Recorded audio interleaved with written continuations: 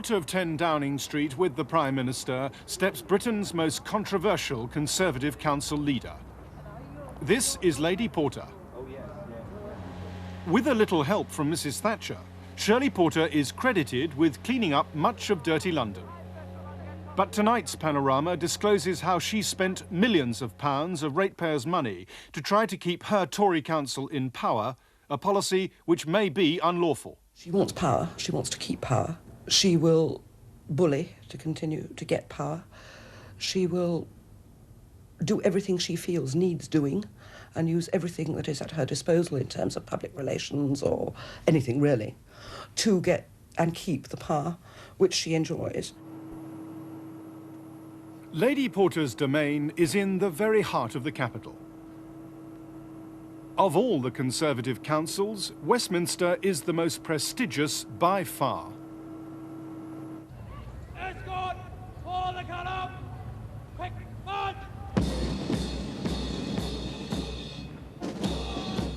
Westminster is a showcase for Britain. Buckingham Palace, Parliament and Downing Street all are within Lady Porter's patch. But Westminster isn't as true blue as it seems. A stone's throw away, Labour has secured a heartland of its own in the large council estates. The onward march of Labour has left the Tories just clinging to power. At next year's local elections, a handful of marginal wards could tip the balance. When Lady Porter came to power in 1983, she promised to make Westminster the finest and most efficient council in Britain. She has taken Westminster into the 20th century with modern computers and other high-tech systems.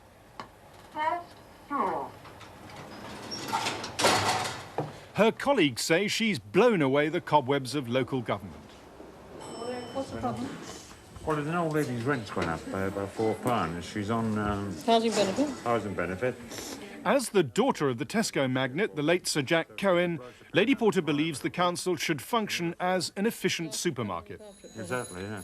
I'm sure they'd be helpful. This supermarket-style service for ratepayers was her idea. Here, red tape is cut at a stroke. But Lady Porter's drive for efficiency has given her an abrasive edge.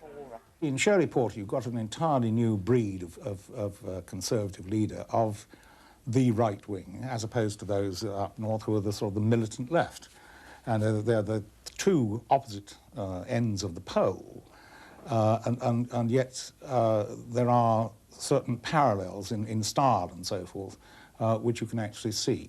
And that's one of the, the extreme right and the extreme left do have similarities even outside local government. What are the similarities?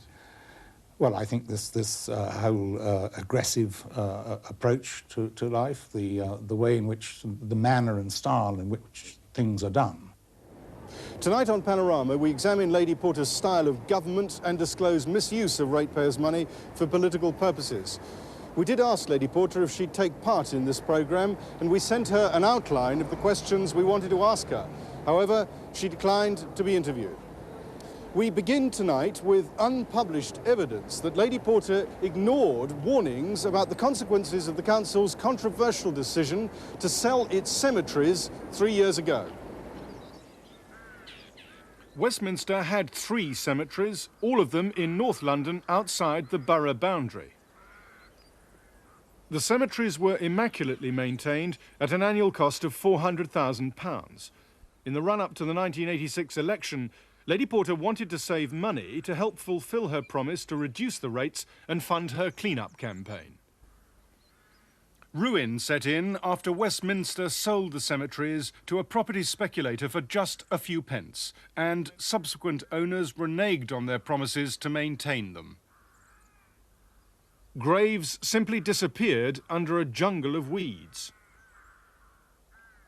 Some people had to search for hours to find their loved ones. A number of headstones were vandalised.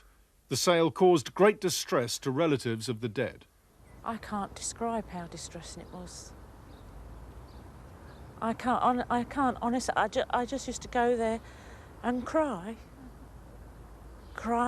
so hard and think, who in their right mind could do this to ordinary people who are grieving.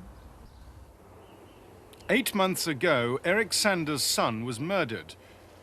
A few years before, his wife had died, and he wanted both mother and son to rest side by side in East Finchley.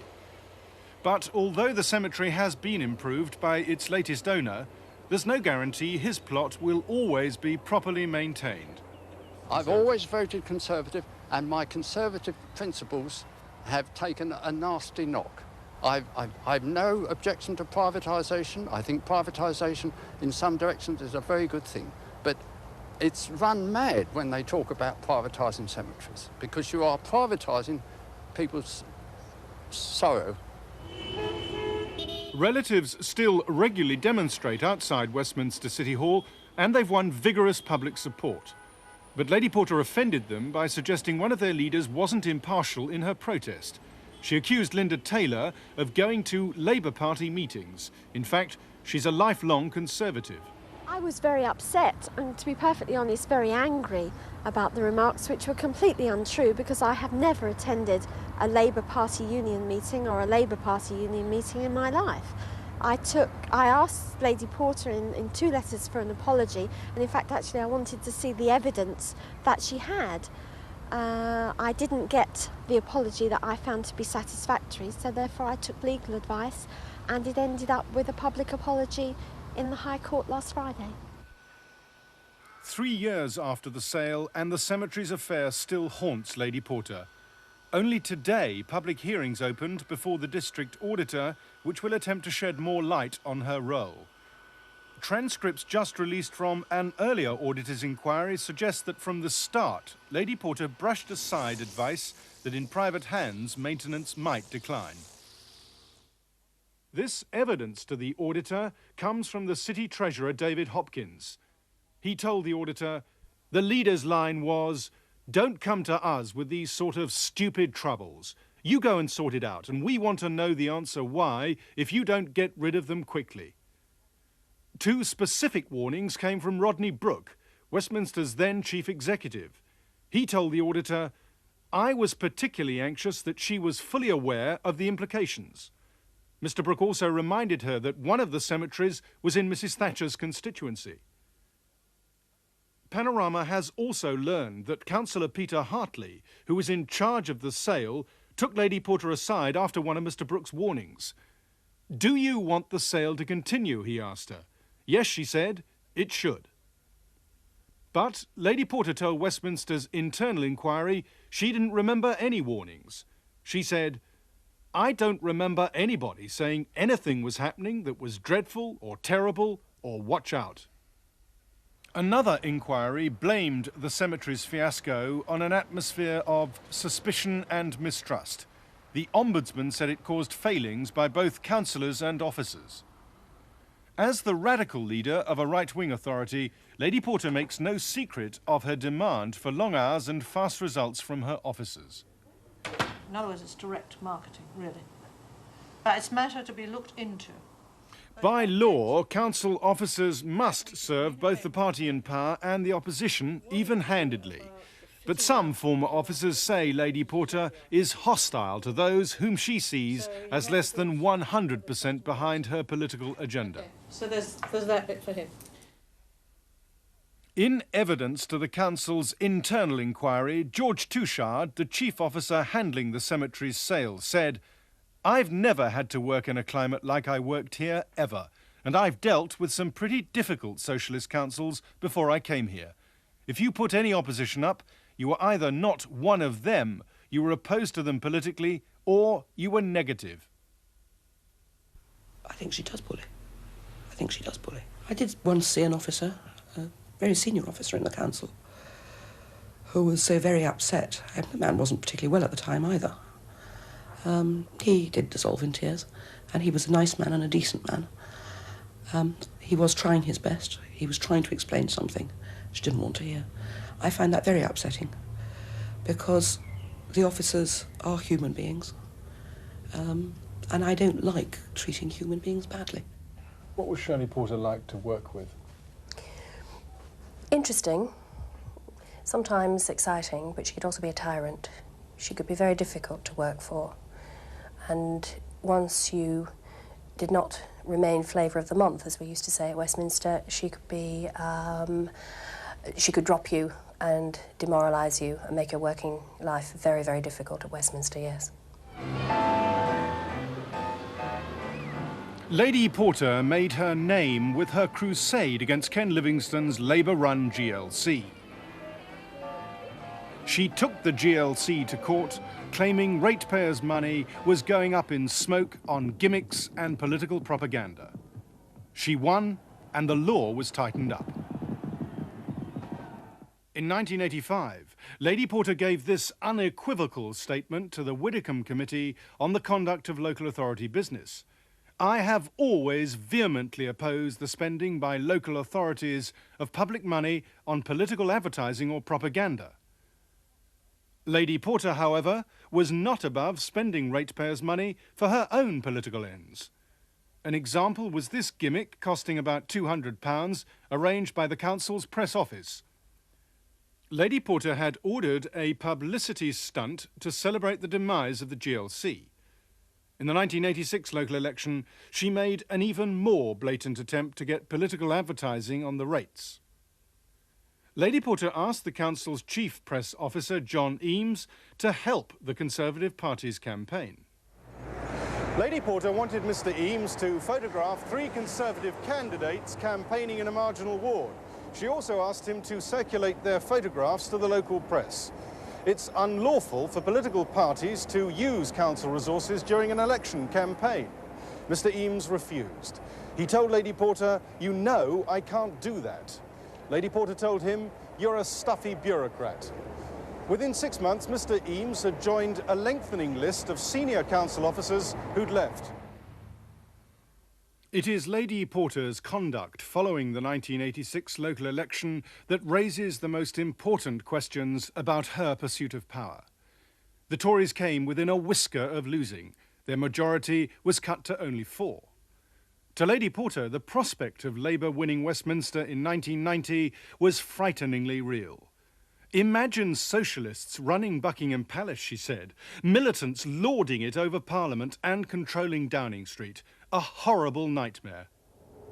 To avoid her nightmare, Lady Porter adopted a radical strategy for preventing Labour from taking power in 1990. It amounted to a piece of social engineering, and it may even be unlawful. The strategy was called Building Stable Communities. But these confidential documents, circulated to just a few Conservative councillors and council officers, show its main purpose was to build in the Tory vote. The documents make it clear that Lady Porter proposed to spend millions of pounds of ratepayers' money on Westminster's marginal wards to increase the number of potential Conservative voters there by 1990. Lady Porter identified 8 key battle zone wards in Westminster, which were so marginal a few hundred votes in each of them could decide the balance of power. A minimum target was set across all 8 marginal wards of 2,200 extra voters by 1990. One of these was the marginal West End ward. Just another 142 votes here would have given the Conservatives another council seat. Removing building rubble was part of Lady Porter's clean-up campaign she called the quality of life. According to our documents, some of the quality of life schemes would secure extra votes by giving preferential treatment to marginal wards like the West End. It is unlawful to target ratepayers' money at wards to buy votes. One document says that the location of the schemes, then costed at £4.5 million, has been targeted as far as possible into the key areas. In other words, the 8 marginal wards. Lady Porter's quality of life schemes were part of her overall Building Stable Communities strategy. I well remember Shirley once saying, "Now, all of you, listen here. Whenever you see that word, building stable communities, that means we're going to try to win that ward." Was it clear then to you and to others that what effectively Shirley Porter was talking about was gerrymandering? I think gerrymandering is not particularly pleasant word that the Conservative Party would not like to use. Is it a fair description in the context of these meetings? I think yes. I mean, undoubtedly there was to increase the Conservative vote in those areas. A principal overriding aim? Yes. At the expense of social and economic considerations? Yes. The threat of death concentrates the mind no end. And the thought of losing Westminster is something that is abhorrent to all Conservatives, and most certainly to Shirley Porter, and this wouldn't who would see it as a personal thing that she had lost Westminster. Millbank is another of Lady Porter's key battle zone marginal wards. Here, the Conservatives lost 3 councillors in the 1986 election. To win back Millbank in 1990, Lady Porter calculates she needs another 450 votes. Housing is the most expensive item on her hidden agenda. At one end of Millbank is Locket's restaurant, where MPs gossip over an expensive lunch. 50 yards down the street, and it's a world away from Locket's. On Page Street is the Grosvenor Council estate. It is on estates like this that Lady Porter plans to literally move in potential Conservative voters she needs. She has radically extended a policy which allows council properties to be bought by anyone in the borough. This policy is known as designated sales.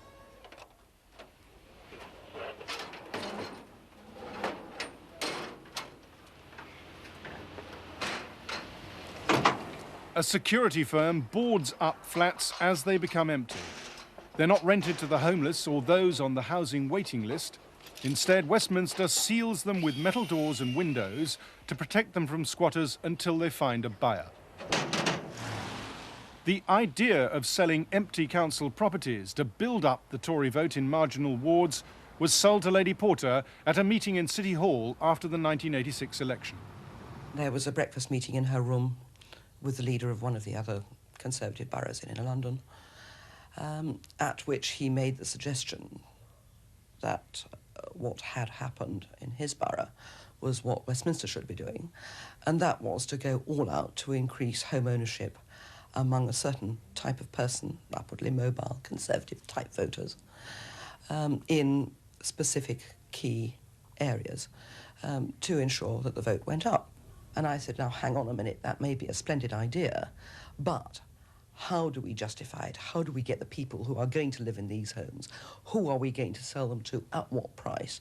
What is going to happen to the homeless? There's a lot of work that needs doing before we bounce this sort of policy on people. And Shirley really more or less told me to stop being thoroughly negative. Empty council flats designated for sale in this block are waiting to be bought by anyone who lives or works in Westminster. At first, the proposal was to sell off every single empty property and only in the 8 key marginal wards. But the Director of Housing, Graham England, warned the Conservatives this could be unlawful and said, "It is not possible in professional terms to justify the designation of all properties in the 8 wards." Following this warning, the policy was revised. But the real purpose of keeping the Tories in power remained intact, though more effectively concealed. Designated sales were expanded out of the key wards to include empty properties in other wards. That made the policy appear legitimate because it was borough-wide. But in the key wards, 81% of all empties were still designated for sale. Outside the key wards, the figure was only 36%. It's fair to say that on the designated sales policy, other wards and other estates were brought in, but that, I think, was really done as a slight cosmetic exercise to not make it look as though it was a complete political fix. Panorama has commissioned a formal legal opinion on the designated sales policy from Mr. James Gowdy, QC, a leading barrister specialising in local government law. Mr. Gowdy says that had the Conservatives continued with their policy of designating solely in the 8 key wards, that would have been blatantly unlawful. Nevertheless, he finds that an utterly unlawful purpose continued as the driving force, despite the fact that the policy was masked in public. Lady Porter's key wards strategy raises a second important legal question. Local government law prohibits politicians from using council officers to help them win elections. Council officers have a duty to be non-political. This 76-page document is one of several produced by officers which the Tories used to plan their election strategy, building stable communities. Voting patterns, housing and socio-economic status were analysed for each key ward.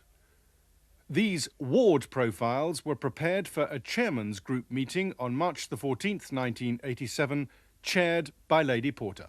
Good morning, Nina. Good morning. The most senior council officer who reports to Lady Porter is Bill Phillips. Soon after his appointment as the council's managing director, Mr. Phillips ordered fellow officers to draw up the housing profiles for the key wards. Our documents show that the involvement of senior officers in this election strategy wasn't accidental. Yes, I do. One document says a political awareness will be essential to the success of the strategy and that this should be developed by a small group of highly motivated officers. In his legal opinion prepared for Panorama, James Gowdy QC has this to say on the use of officer time for party political ends, and I quote, "That this has occurred is, to my mind, clearly demonstrated by the documents. Councillors who misuse ratepayers' money for overtly electoral ends are liable to disqualification and a fine. On the question of surcharge and disqualification, Mr. Gowdy says there's a strong prima facie case that some Conservative councillors were guilty of willful misconduct."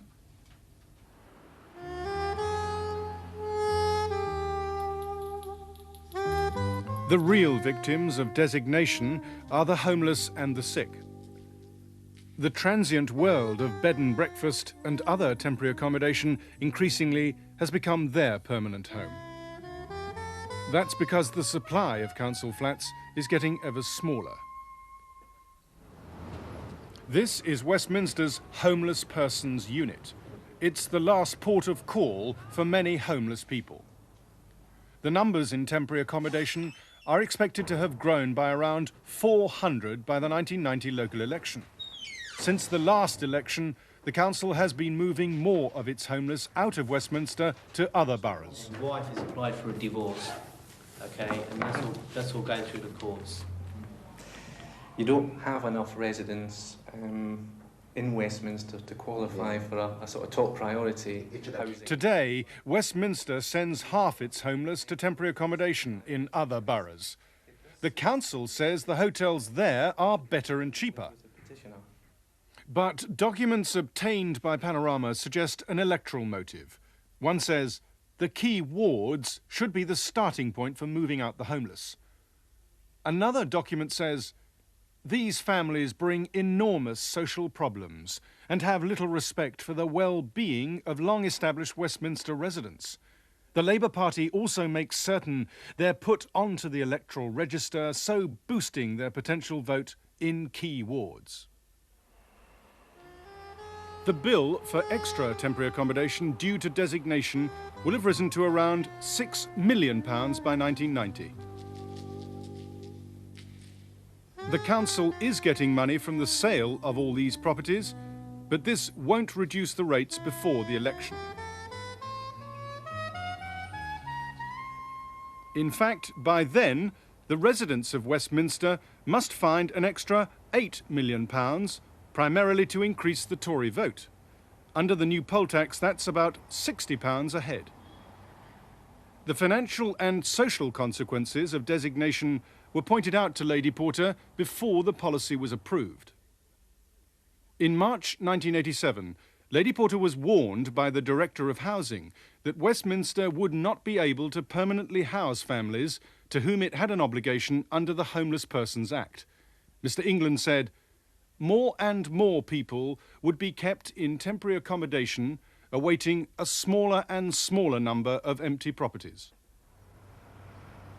As the cost of designation soars, the council is sending its homeless for temporary shelter to one of its most run-down estates.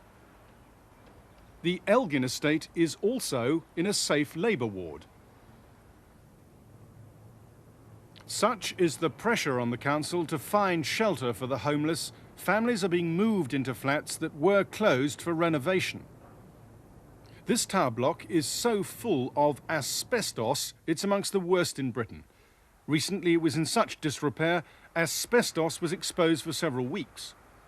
Plastic covers were so flimsy, any jolt could have dislodged dangerous asbestos dust. But to a homeless parent with 2 children, even a tower block packed with asbestos is paradise after 18 months in a single room infested with cockroaches. Mary MacDonald, however, doesn't want to stay here forever. The more I'm in temporary accommodation, the angrier I'm getting. When I used to be in my one room, I've got a friend who lives in the block of flats down on the Harrow Roads.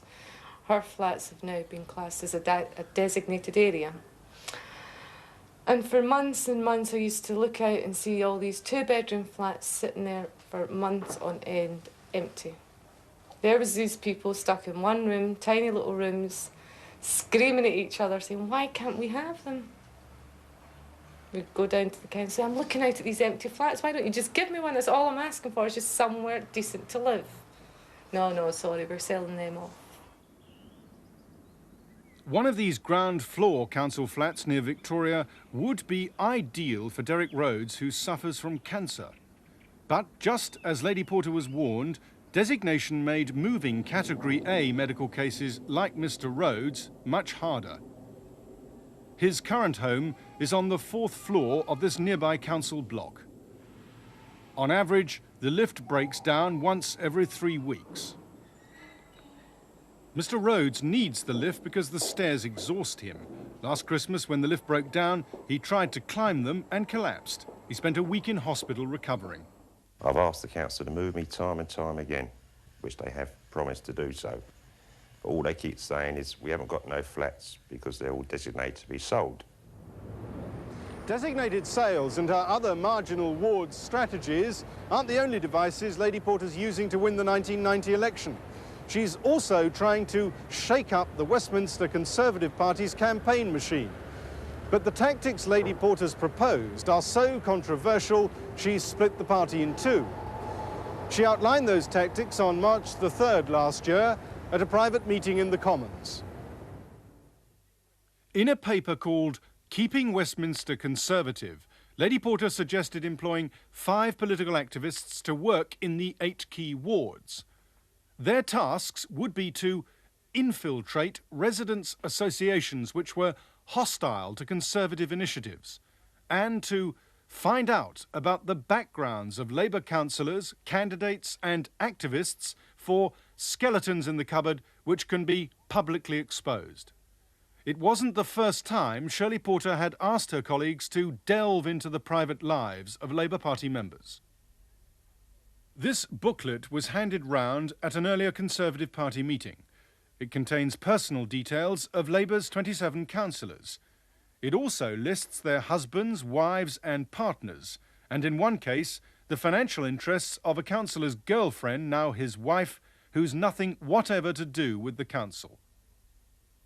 We had a request at the time if we knew anything about any of the Labour councillors, anything that might be to their detriment or otherwise, to let the whips have that information, to supplement what was in the pamphlet.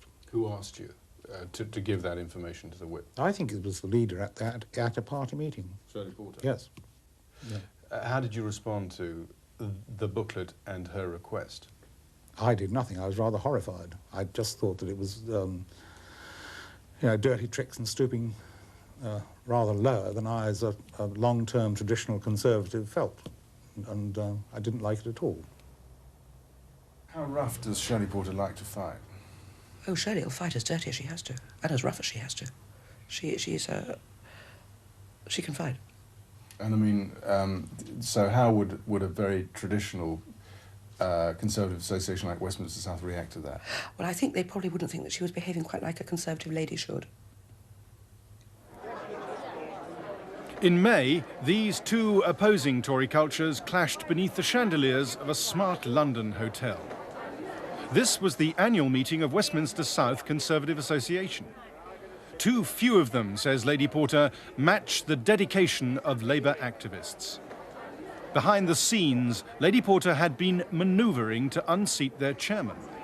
Such public infighting is exceptional in a party that prides itself on good form. We will collect those at the back and count them and then return with the result for you, Madam President. This is Donald Stewart, the constituency agent who opposes Lady Porter's tactics. Before the meeting, she warned the chairman that unless Stewart was fired, she'd vote to remove the chairman from office. But the chairman said his job just wasn't up for grabs. It's something that must be earned, must be achieved, must be prized. It's not in anyone's gift. It's not there to be hijacked at the whim of any individual or any organisation.